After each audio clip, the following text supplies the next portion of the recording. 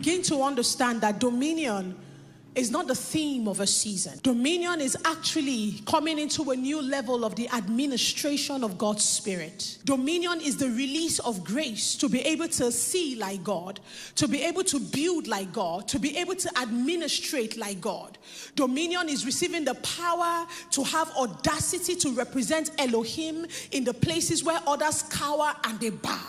Dominion is what removes you from the limitation of your father's house and the limitation of your people and gives unto you the covenant that enables you to birth kings and rulers. Dominion is the reconfiguration of the womb of your destiny. Dominion is what removes from the inside of you the sting of barrenness and puts on the inside of you the stream of productivity. When we say that the season of dominion is coming, we are talking about the resurrection power of God that makes it possible for a fisherman to become one that is feared by government and rulers. Dominion is what changes your mind, and it changes your ability to see, your capacity to plan, and your ability to strategize. When the spirit of dominion hits you, you are not trying to relocate to locations. You begin to understand that your presence in a location is what changes the configuration of the location's destiny. When dominion hits you, you carry the spirit of Elohim on the inside of you.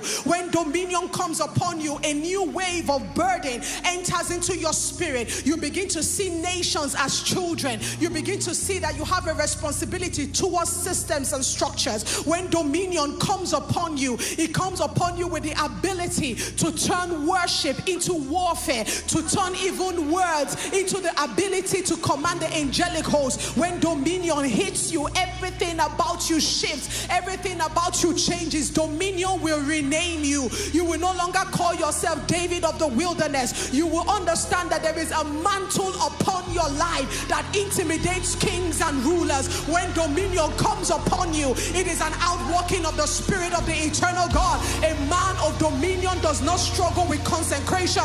A man of dominion does not fight against holiness, because dominion will instruct you in the way of kings and in the way of rulers. When dominion comes upon you, you begin to choose your friends wisely, because you understand that there is a wave and a frequency that is around your life, and anyone that comes around your orbit can catch what you carry.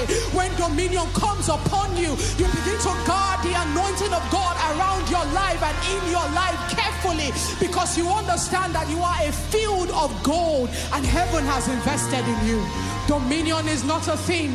Dominion is not to encourage you. What I speak to you about is what will happen whether or not you believe it. But my question to you, Read Global, is: are you ready to participate in the word of the Lord? Are you prepared to be part of what is about to hit this house? Every time God declares that a transition is coming, not everybody will transition according to the word. Some will be spectators. Some will look at it and will not even have the opportunity to participate in it, because they don't have their perspective right. Dominion is marked by sacrifice.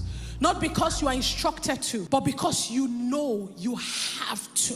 Are you ready for dominion? A season of dominion is a season of death. A season of dominion is a season of separation. A season of dominion is a season when God begins to reteach you what to value and how to value it. Like Mordecai said to Esther, Esther, whether or not you give yourself to this word, it will come to pass. But know that the only reason why God is prophesying it to you is because he is being merciful towards you. He doesn't want you to lose out on the inheritance. Dominion is about the raising of leaders who carry weight. Oh, dominion is about stewardship. It's not just something you pray for. It's something you become.